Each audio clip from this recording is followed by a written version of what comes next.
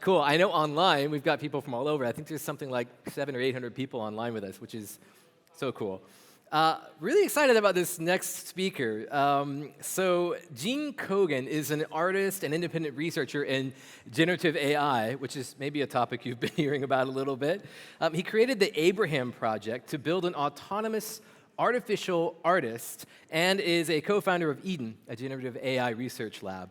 He's here today with his talk, Collective Imagination. As a reminder, go to fitc.ca/questions or use the QR code. Look for that talk on day one. It's called Collective Imagination. Put your questions in there. We're going to do the Q&A at the end, okay? Let's hear it for Gene Kogan.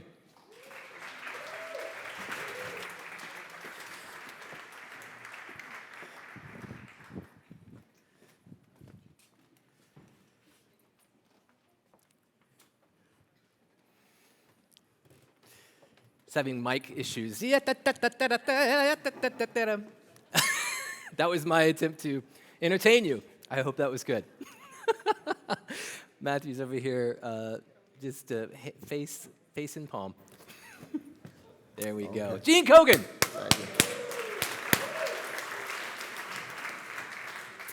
Hi, everybody. Thanks for having me. Thanks to the organizers for inviting me. So yeah, my name is Gene Kogan. I'm an artist. I'm a programmer. This talk is called Collective Imagination. So I'll just start by describing a little bit about what I do. I make art with neural networks. It's kind of the simplest thing I can say. I've been doing this for about as long as you've been able to make art with neural networks. It's actually kind of a fairly new technique that only really became possible, or at least practical, over the last 10 or so years. This is some work from recently. I've had a front row seat to watching this field go from being something of a niche that just a handful of us on Twitter were obsessing about, going to conferences like this and trying to kind of convince everyone that this is going to be important on some level, to well, what it is today. It almost is superfluous to even mention. I feel like I overhear it in bars and in restaurants. It feels like everyone's thinking about it. Even professional artists are, it's enough to induce anxiety in professional artists. So this field has really come a long way in the last 10 or so years. So actually, this is, to give you an impression, this is just some of my own images that I've produced for the last 8 years. On the one on the left, if you squint hard enough, it'll look, kind of something like an actual face, using a technique, kind of pre-GAN technique, for those who know what that means, of a variational autoencoder. And then to 2018, which is just a few years ago, when you could make kind of weird, but at least kind of, artistically interesting to some people, works in around that time, using things like StyleGAN and so on, tools like that, to what you see on the right, which is, a more recently using Stable Diffusion, which probably a lot of you in the room have some experience with. And so, if this is 8 years of progress, I wonder what 8 more is going to look like. So I'll tell you a little bit about kind of how I got to this place and what interested me in the first place. So in the late 2000s, kind of early 2010s, I became interested in machine learning. I was getting a conventional education in applied math, and got interested in machine learning really solely for the context of one problem, which was music recommendation. I was a big music collector. I was doing a lot of I was just really interested in a lot of music, classical music, electronic, jazz, sort of everything. And this was the early days of the sort of social web beginning. There was things like Pandora and Last.fm and all of these kind of, social discovery platforms for music. And I was really interested in how you could recommend music to myself and to other people based on either their listening data or even the audio, and really kind of, that really sparked a deeper interest in this technology. I worked as a research assistant at CCLS. This is in New York at the Columbia Center for Learning Systems, and did just a little bit of very amateur research there. Never got a PhD or even a master's degree. I was always kind of a hacker at it. I wasn't even that good of a researcher, I don't think, but it was enough to kind of kickstart my interest. And this kind of led to working more broadly in this field of music technology.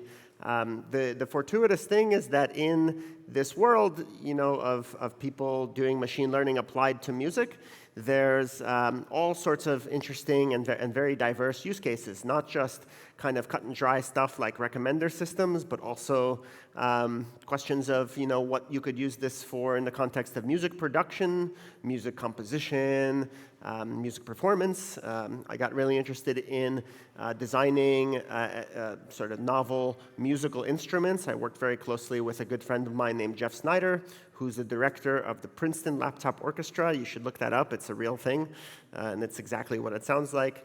And he's sort of a mad scientist who builds these, as you can see, he builds instruments like this sort of electronic wind instrument, has a whole bunch of sensors on it for pressure sensors for the fingers, and also a breath pressure and an embouchure sensor for the mouthpiece.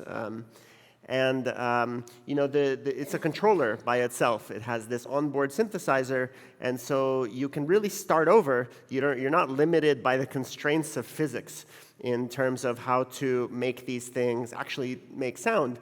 And so we developed these interfaces that would let musicians basically train the instrument, so they would be able to hold it. Okay, when I hold it like this, I want it to sound like this. When I hold it like that, I want it to sound like that. And then you can train a very, very small model, a neural network, or at that time an SVM, to map the sensory parameters to these synthesis parameters. And that was sort of what really sparked a more, for me, it exposed me to this kind of broader, like creative machine learning and AI, which was at the time still not a it hadn't really crystallized quite to the same way yet.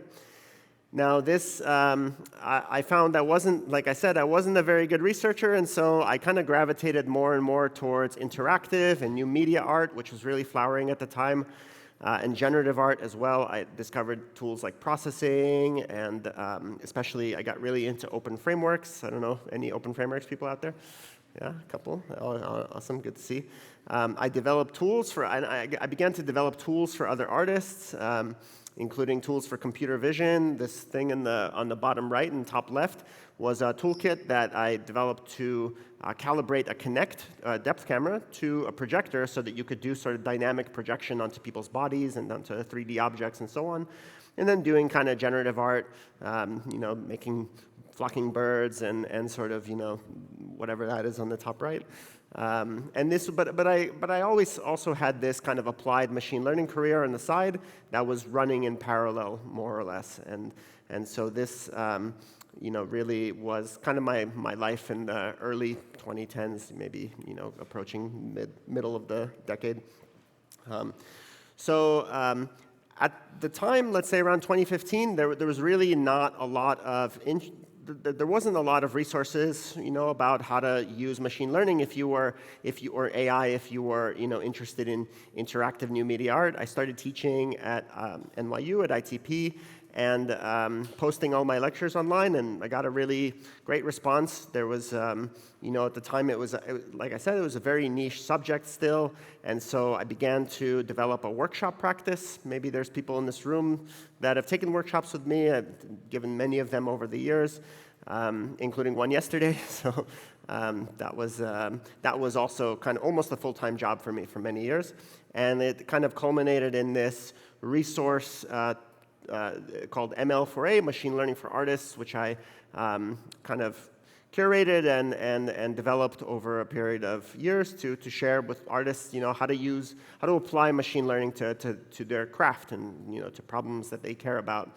And ML4A was super active for most of the last 7 years. In the last 2 years, I've begun to kind of update it less and less because now there's such a huge ecosystem of this that the problems that we was trying to solve early on are no longer as pressing, and my own interests have kind of moved on to building other things, which I'll get to in a little while. So in the early part of the decade,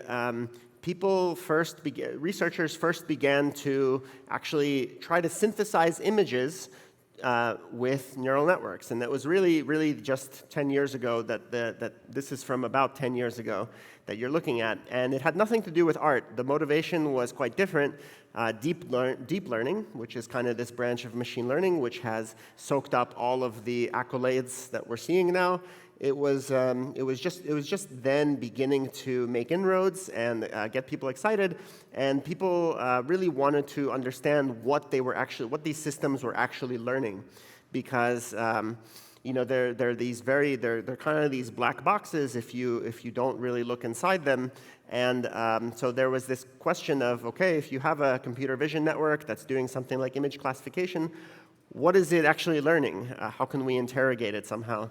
And this was research showing that, okay, if you want to understand that, maybe one thing you can do is try to synthesize images which would maximally activate the neural network's neuron for cats or faces or what have you. And it was really just for the purposes of visualization, and really nothing more. There was also security aspects to it too, which is a funny accident of history that people want to know how to fool neural networks too. Obviously, there's lots of security implications there, but unintendedly sparked the technology that would grow into this sort of generative AI movement, at least with respect to images. So in 2015, there was a big splash. I think the first big splash, I would say, that AI art kind of made was Deep Dream. Maybe people remember Deep Dream, which was 2015. Some researchers at Google, Alex Mordvintsev, Mike Tyka, Chris Olah, they kind of improved upon the technique in the last slide for visualization, made it look a lot better. It was kind of more pretty, these bananas and ants and starfish and stuff like that. And they began to expand on the technique to generate all sorts of really interesting kind of psychedelic looking art. Maybe some of you remember Twitter awash in the famous puppy slugs. So who remembers the puppy slugs? So I got really obsessed with Deep Dream, and I started trying to expand on it. So I started working with video. That was something that Mike Tyka really introduced and got me started with. And working with also making masks, so kind of trying to, each of the regions here are visualizing different neurons in the neural network that were all trained to recognize different kinds of objects. And I thought, it'd be interesting to make kind of face masks. Bonus points to anyone who knows who that is. It's Jan LeCun. And then the next one is actually Fei Li, who will appear in a second. But yeah, it was really for me, I spent a couple of years really digesting this and trying to expand on it as much as possible. And another big thing concurrently to that happened in 2015 was the introduction of GANs, generative adversarial networks, which really dominated kind of AI art for most of the last 5, 6, 7 years. And I first saw the DC GAN paper, which was in 2015, where the authors demonstrated what looks really dated by now. These are like 32 pixel images, and they're not particularly realistic. But at the time, no one had ever done anything even nearly as accurate. And so it felt like a big step. And so lots of us were, not lots of us, but there was definitely a handful of us that were pretty excited about the potential of this. And so I began to work with GANs. I made my first work along with a good friend of mine, a Chinese-American artist named Francis Tseng. We began to, he helped me make this project called A Book from the Sky, which you see on the left. And again, 32 pixels, really small. But then in just a couple of years, they became higher and higher resolution. You see on the right side there, this is a GAN that's trained on 80,000 images from WikiArt. And For my part, I got really interested in making infinite loops. So this image, I'll even prove it to you. This is a keynote. Oh, I can't prove it to you. Oh yeah, there it is. This is a 7-second long clip based on the Great Wave of Kanagawa's famous Japanese artwork from the 19th century.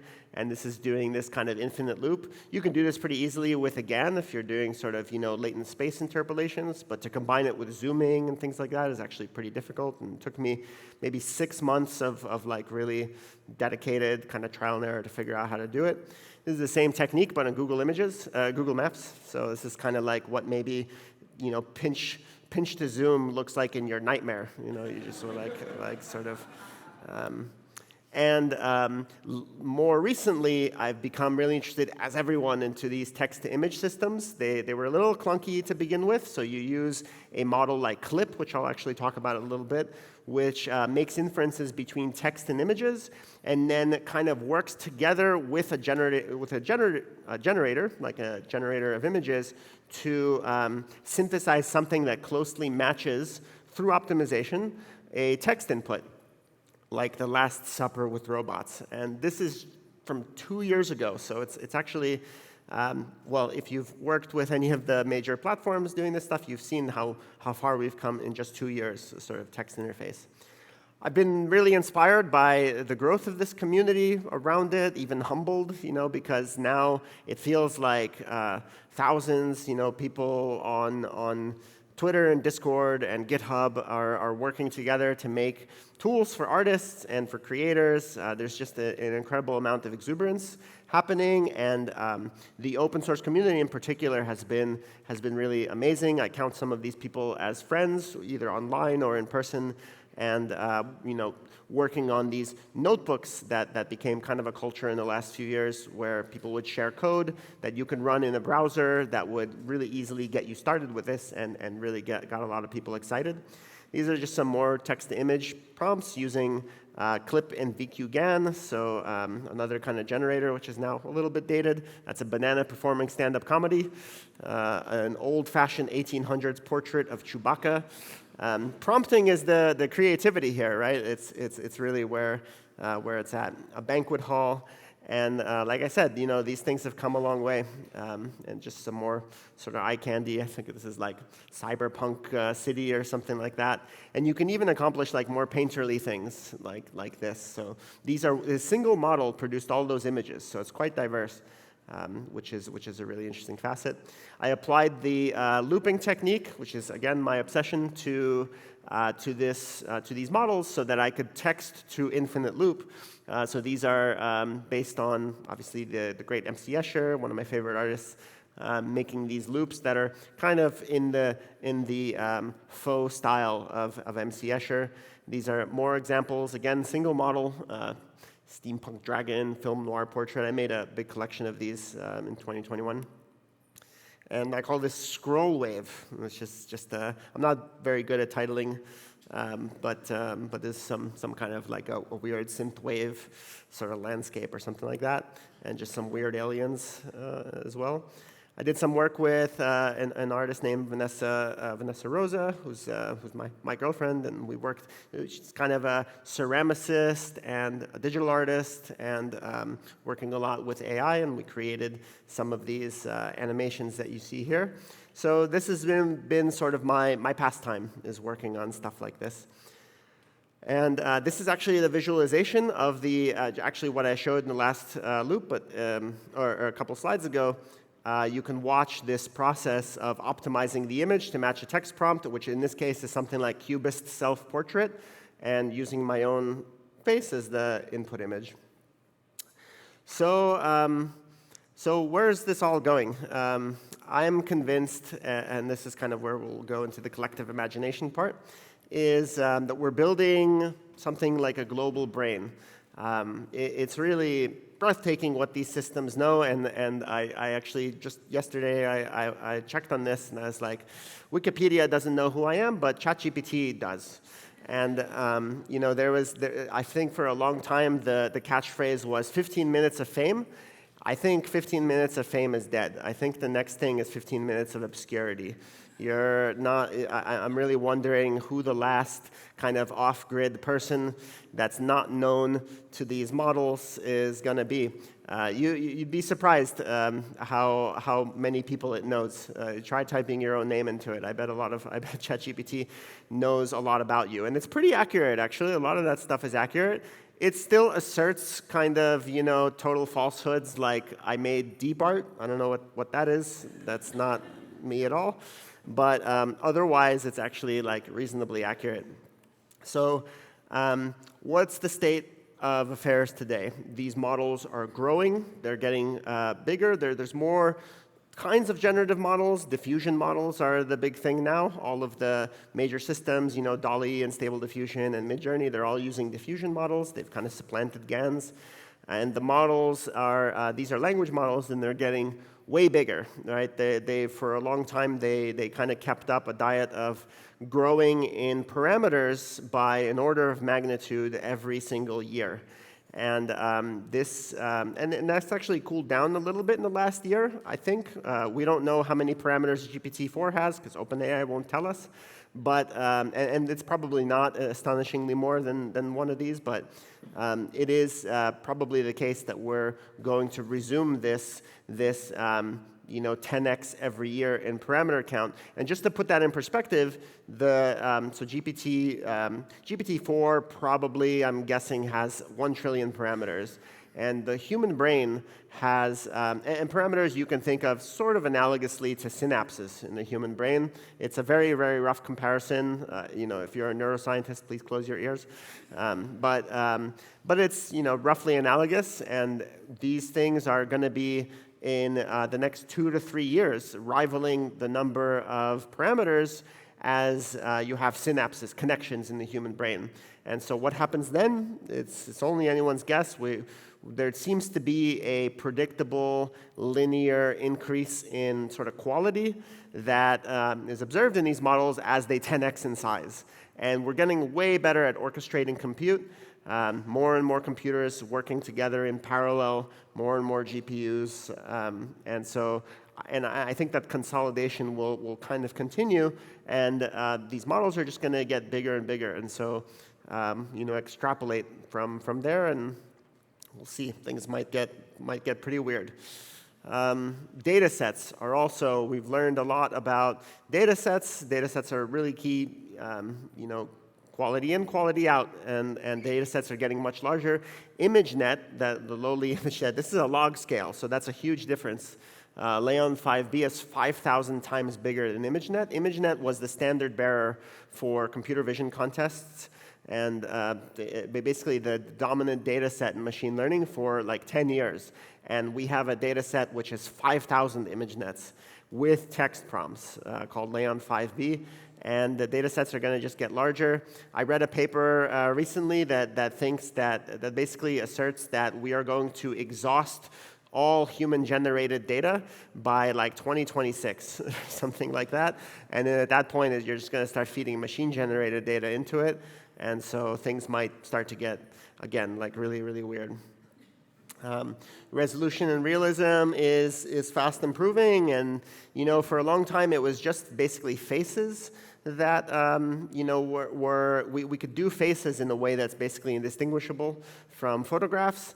And by now, other scenarios, like other kinds of things, are beginning to get to that level as well. It's not just like cats and dogs, but images of scenes, of people and of places are beginning to get to the point where it feels like in just a matter of time we'll be able to produce arbitrary media of anything in a way that is indistinguishable from reality. I really think that probably we'll have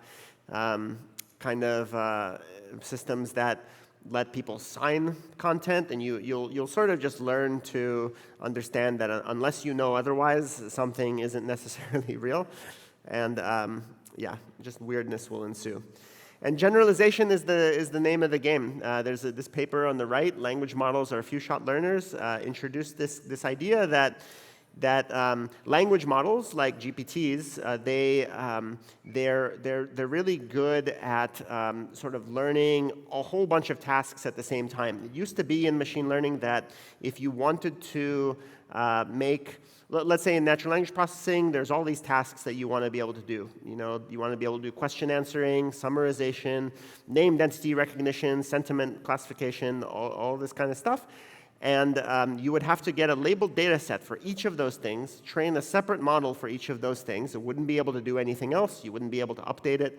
And that was really the state of the art. And then what people learned is that if you simply build language models, which are nothing more than neural networks designed to predict the next word in a sequence of words, that those models are capable of doing all those other tasks at the same time. And that's why the GPTs are so capable of all this whole wide variety. You can ask it to do X, Y, and Z, and it can do all of those things pretty competently. And even though it wasn't specifically trained on any of those things, you don't have you can ask GPT to translate from French into Swahili, and it doesn't even have a data set of, if you wanted to translate from French to Swahili 5 years ago, or maybe 7 years ago, you would need a labeled data set of French and Swahili text pairs. And you don't need that anymore. I'm not sure that it's good at translating from French to Swahili. It's probably better at translating French to English, but wait another year, and it probably will be pretty good. And the same thing is happening in computer vision. Generalization is happening a lot. These models like Stable Diffusion, I used to do style transfer a lot, and style transfer was a specific pipeline with a specific model. And style transfer by now is just a special case of something you can do in Stable Diffusion. So, the G in AGI is general. And so generalization is really the name of the game, and we're getting a lot better at that. So, the thing is that the code and the images, they're really the tip of the iceberg in some sense, that there's really, people underestimate just how much compute and data goes into this. And I like to think that I think of data sets, especially really large ones, as this kind of collective knowledge that we have, that we're encasing all of human wisdom and compressing it down into these models based on a lot of data. And so, it makes me question, what am I in this? What's my role in this as an artist? Am I an artist, or am I curating this global brain? Am I, I think it's collapsing. These distinctions are collapsing.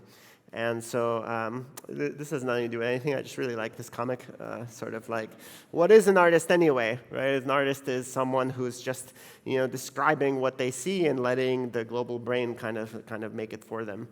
So, around 5 years ago, I was beginning to anticipate some of these questions today.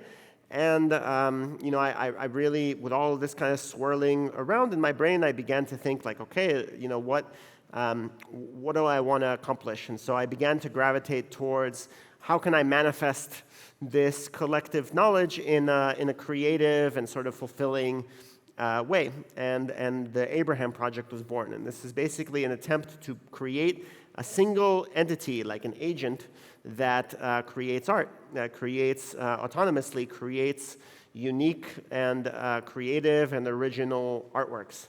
And this was basically the culmination of this thought process that is still continuing. I'm kind of on and off with Abraham because, sometimes I'm not sure how to proceed. It's really kind of a project that maybe even feels like possibly slightly ahead of its time. But basically, the idea is to build a decentralized, completely autonomous entity that doesn't reflect my art, but reflects this collective imagination that we're building together. And from Abraham came Eden, and Eden was basically, so as of 2 years ago, it started to feel like, wow, a lot of people want to use this technology.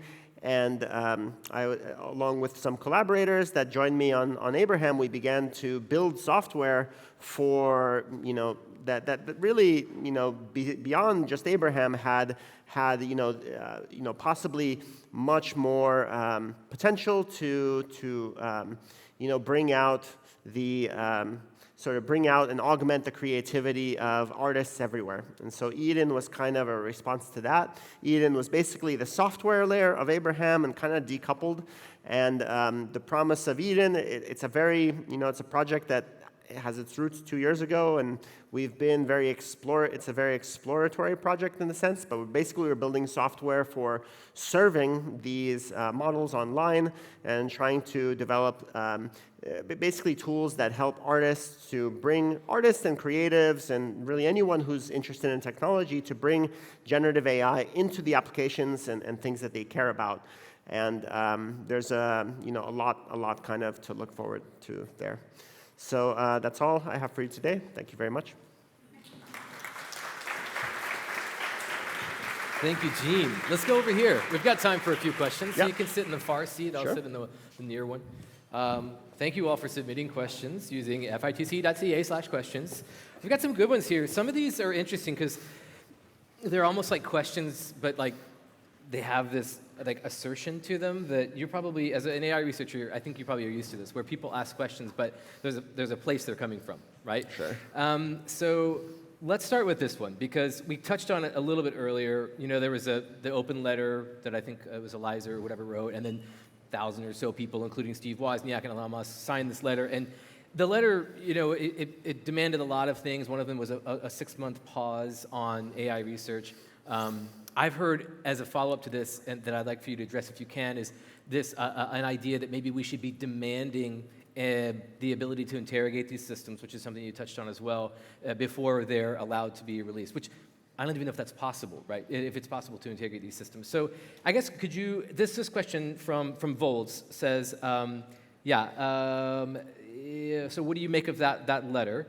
And others asking companies to pause AI development to get a better grasp on the ethics and disruption of all this that all this tech will cause. Kind of what's your response to that? Yeah, on the letter, I think maybe for context, if anyone isn't sure, that I think this is referring to a letter that many prominent kind of scientists and politicians and so on kind of signed, sort of saying that there should be a 6-month pause on, I don't know why 6 months, but a pause on kind of research into these models.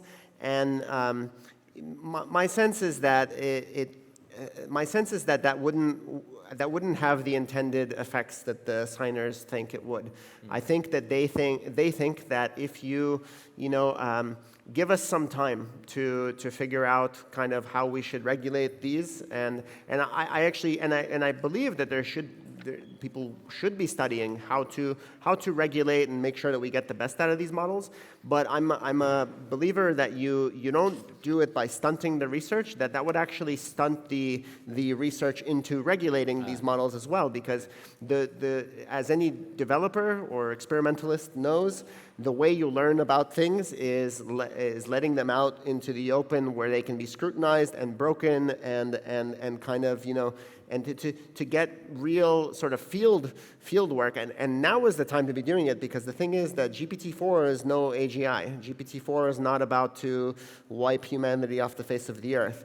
Maybe you think GPT-9 or GPT-10 is, and maybe I'm sympathetic to that, but we really, you want, while the stakes are low, yeah, which is GPT-4 territory, we should put them out into the open so that all of us can scrutinize them and kind of figure out what makes them work. I think society builds up sort of resistance and sort of anti-fragility to these tools, but it won't if you kind of wait until you have AGI and then try to carefully design some kind of a way to contain it. It's like we won't have the resistance that it could be built up. That's an interesting analogy. It's almost like an immune system analogy or something. I think that's a really good analogy. Okay. Yeah. And AGI, you're talking about general artificial intelligence. Yes. Which I think it's worth mentioning that a lot of people, when they play with ChatGPT, they kind of mistake it for that because it's so convincing in what it's doing. But it isn't anywhere close to AGI, really. I don't think so, No? yeah. Okay. I don't think anyone would say it's AGI. Yeah, if you actually understand how it works. Yeah, sure. There's some good questions here. I wanted to ask this one because it's maybe tangentially related. This is from Chris. It says, do you think some of the predatory behavior during the big NFT movement, which we can say was maybe last couple of years or so, Did that do damage to the open source community nature of the generative art scene? If so, is it reversible? So much of what was being done in the NFT space was built around generative art, various kinds. Some of that's broadly defined generative art. So what do you think about that question? Do you think it did damage to the open source community? Well, I definitely concur there was predatory behavior. I think everyone saw, very, very, questionable projects that were just, kind of trying to capitalize on the hype. And I think in some sense, like a lot of those things are kind of expectable outcomes of immature and new technologies. I think NFTs and crypto and more generally, it also introduced a lot of vocabulary into these discussions that I think was sorely missing. There is an upside to those technologies as well, and I think what I saw in NFTs was that a lot of artists found a way to actually, benefit from their own work, because, NFTs, the idea with NFTs is that you can, maybe the Web3 ideal is that you can actually own the content that you put onto the web. And the thing is that someone owns the content that's put onto the web already. Before crypto, before NFTs, like all of that was owned, just not by you. Yeah. So to me, there's certainly a lot to be said that for these technologies. I think again, like people are building up a resistance, and that's why NFTs crashed, because the innovations kind of ran dry, and people figured out, okay, this isn't that novel anymore, so tell me what's next, and I'll come back later. And I think you're seeing something similar play out with generative AI. I definitely think there's going to be lots and lots of questionable projects that are trying to capitalize on the hype, and it's kind of a little natural for humans to try to do so, and we have to be vigilant, but I don't think squashing the technology is really the solution. Okay. Alex P. asks, is there a way to detect if a voice, video, or image is AI generated without metadata? If we can generate realistic media now, identify theft becomes available to anyone on their phone. I'm not sure what that last bit meant exactly, but I think we get the gist of it there. Yeah. It's hard. Well, right now right now we're not at the point where like voice cloning is. I'm actually experimenting with voice cloning, so I know a little bit about it. It's hard to do. But it's getting to the point where it really is easy to sort of make voices that are compelling. And really, like there probably will be a time when to detect if something is AI generated, you need another AI. And so it'll kind of probably be this cat and mouse game. Really, the only thing that can definitively say that something is human generated is a signature, like a digital signature from a human attesting to it, and I think probably that's going to be maybe it's a blockchain application, actually. Is that possible? It doesn't even have to be a blockchain application. It could just be a signature from a private key, then that doesn't need a blockchain necessarily. But okay. Great. There's so many good questions here. AM at Humber College, I'm guessing, for your deep dream and subsequent work, how long would it take you to train and output the visuals shown? What were the hardest parts to overcome? You hinted at some really long timelines. I think in one of them you said, it was the loop from the Great Wave. You said you spent 6 months on that, I think. Well, I spent 6 months kind of perfecting the technique a little bit, but actually all those were also, they had long run times on generation. Yeah. It sort of depends on the technique that's being used, because some techniques are kind of slow and some are fast.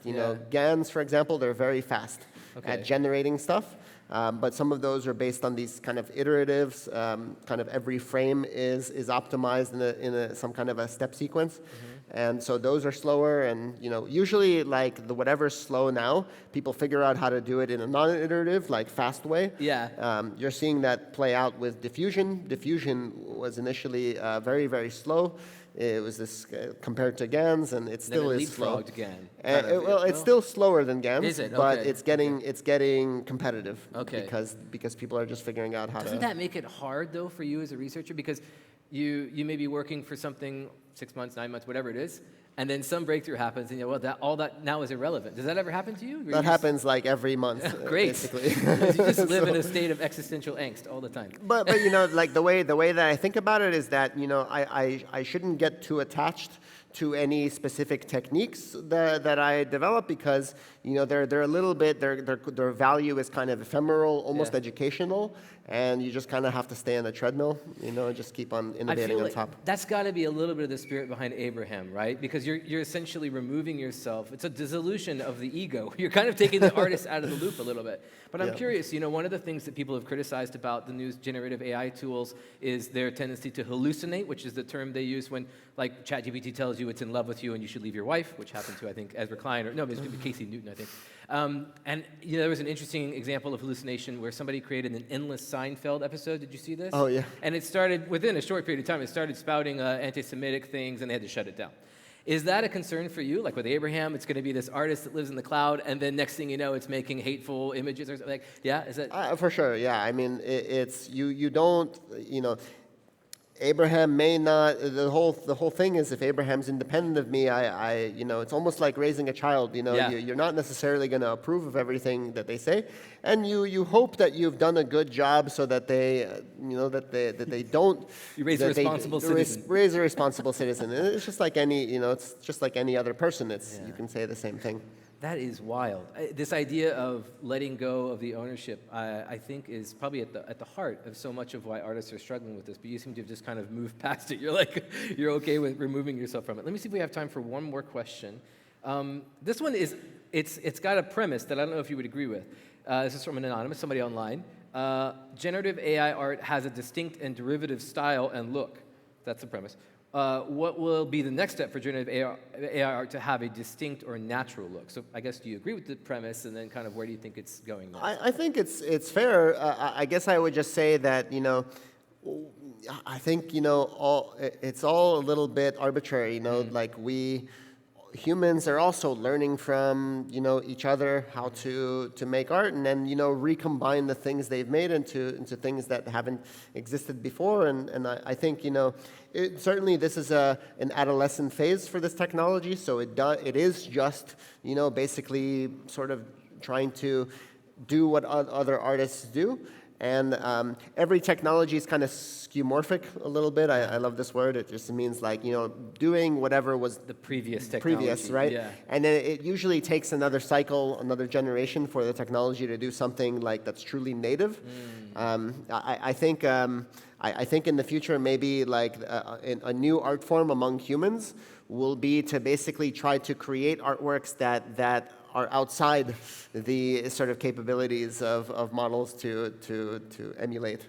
Do you think, along those same lines, do you think that in the way that photography in some ways elevated painters who have high technical ability, do you think that might happen too with, say you say, oh, well, this is an actual painting created by an actual human. Do you think that's going to make it more valuable over time, or do you think that that's going to be, I don't know. Yeah, just that's a question, I guess. Yeah, I mean, I think like the value attached to art is a very sort of social, sort of humanistic thing, and people value handcrafted, kind of human-crafted things, and I don't think that'll go away. I don't think the human impulse to make art, just like the human impulse to paint images, didn't go away after photography. If anything, there's more painters, so I think the same thing, art is an impulse. There's an argument that photography gave rise to the Impressionists, right? And it was a whole new way of thinking about painting, right?